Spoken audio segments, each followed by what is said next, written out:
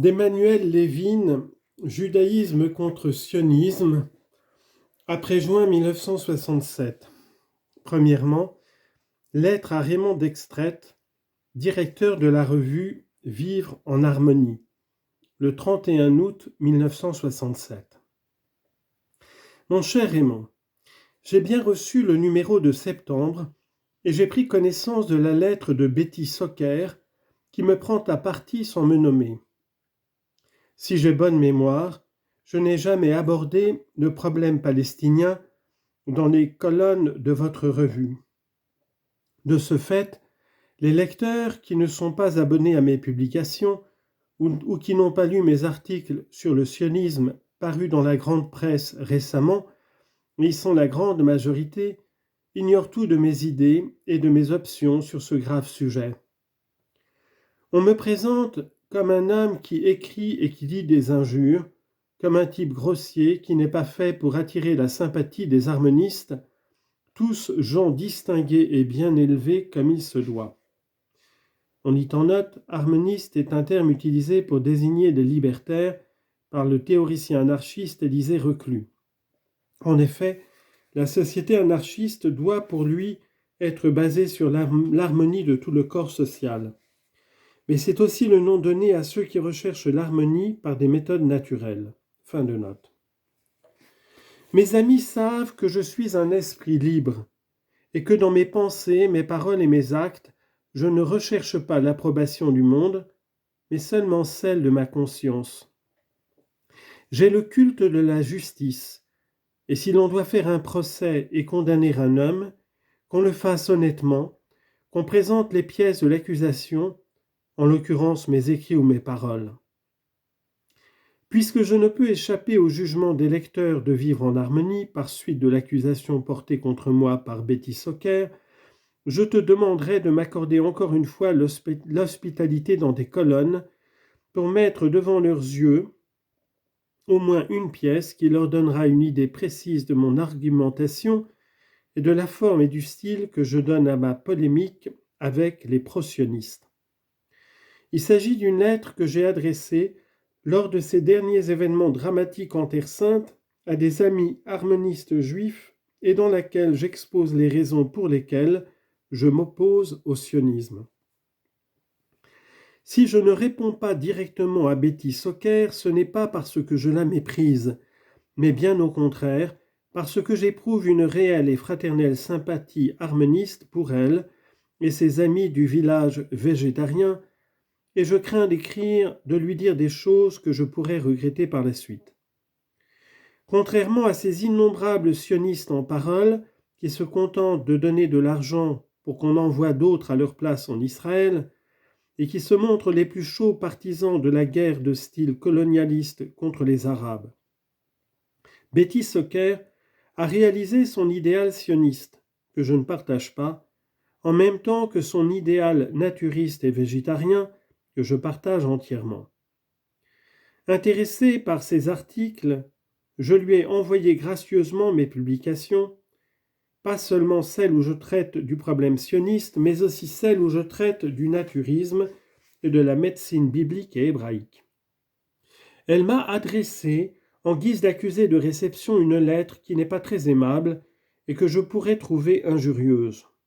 Car en fait d'injures, c'est moi qui les reçois, et pas seulement d'inconnus, de personnes éloignées, mais de naturistes, et même d'harmonistes, comme cette ancienne élève devenue médecin, à laquelle j'ai consacré le meilleur de moi-même pendant plusieurs années, à laquelle j'avais fait connaître Vivre en harmonie et quelques-uns de ses membres juifs qui l'avaient conquise, et avec tous, j'avais l'ambition de faire une révolution harmoniste dans les milieux de la presse juive.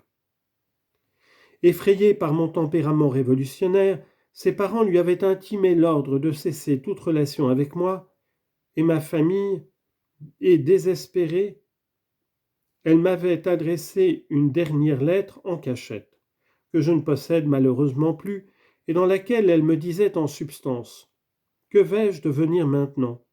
Tu m'as fait connaître des auteurs et des idées qui me sont plus nécessaires que le pain. » Ce qu'elle est devenue, sioniste à la suite d'un voyage en Israël. c'est-à-dire nationaliste, fanatique et religieuse. Et l'ancienne petite éclaireuse illuminée par la spiritualité humaniste et universaliste de Saint-Exupéry, tout en demeurant une adepte fidèle de l'harmonisme, malgré ses études de médecine, on ne peut que la louer pour cela, m'a pris en haine, me rendant le mal pour le bien, et en 1959, à la veille du jour du grand pardon, où les rabbins ordonnent de se réconcilier avec ses adversaires afin de mériter le pardon divin, elle m'a adressé une lettre qui m'a frappé comme un coup de poignard, tant elle était méchante et inspirée par la mauvaise foi. Qu'on en juge par ce petit extrait. Citation. Encore une fois, tu peux ne pas être d'accord avec la Bible, mais dis-le. Dis que tu as fondé une nouvelle religion dont les prophètes sont Tolstoï, Gandhi, Carlos Suarez et toi-même.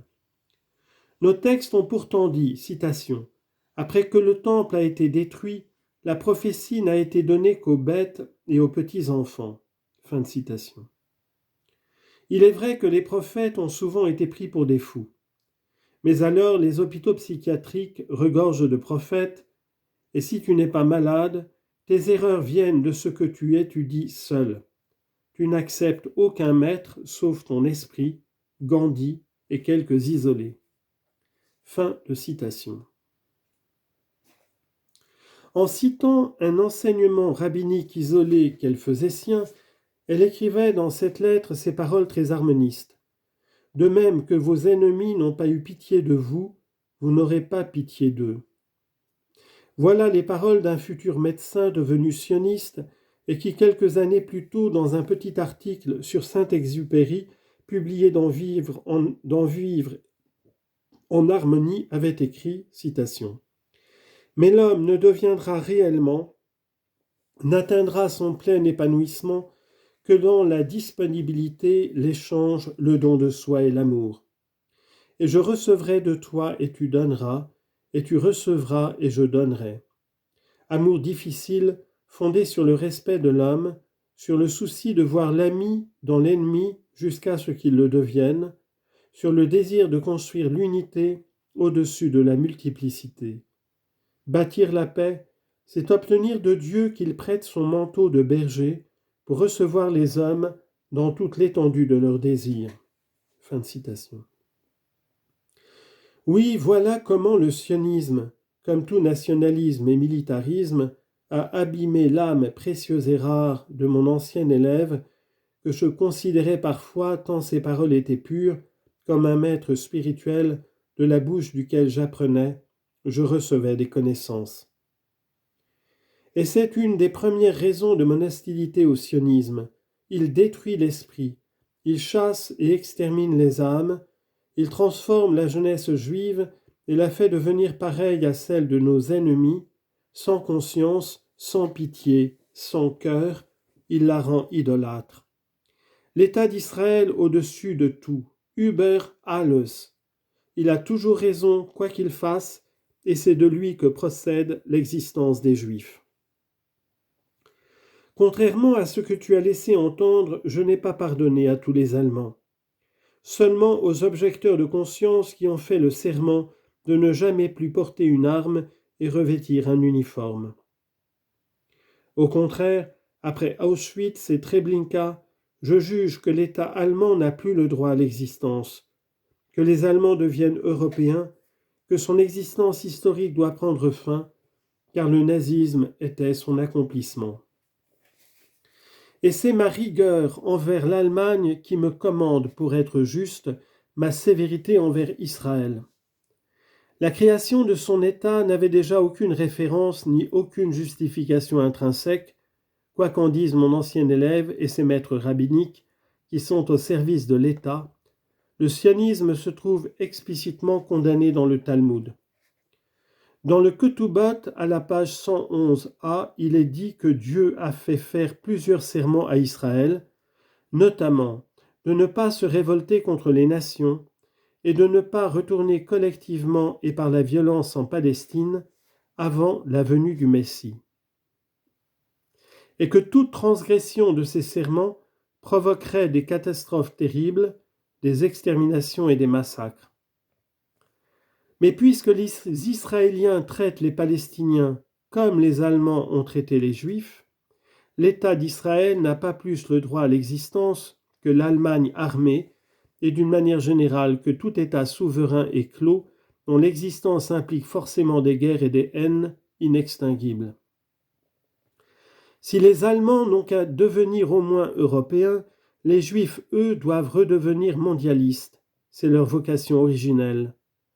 Or, le mondialisme ne peut s'instaurer que par la suppression de toutes les souverainetés de tous les États. Et de tous les points de vue, c'est aux Juifs à donner l'exemple du renoncement à l'État fermé et au nationalisme territorial. Si certains d'entre eux désirent demeurer en Palestine, comme c'est leur droit légitime et même leur devoir religieux, qu'ils le fassent comme le leur recommande la tradition rabbinique et le sens du réalisme politique, à savoir, à titre individuel, avec le consentement des Palestiniens, qui ont tout à gagner de la présence d'habitants juifs, mais non en leur imposant un État d'origine européenne et de caractère colonial. Nous ne sommes plus au XIXe siècle. Toutes les violences, toutes les ruses et tout l'or du monde ne peut arrêter le temps. La décolonisation est un processus inexorable au XXe siècle. Si les Juifs veulent s'assurer un avenir en Palestine, il est nécessaire qu'ils trouvent autre chose que le sionisme politique. Il faut croire que les Israéliens ont le désir secret de partir un jour pour se maintenir provisoirement avec des méthodes qui les rendent insupportables dans cette région du monde qui est naturellement, objectivement arabe. Fraternellement à toi.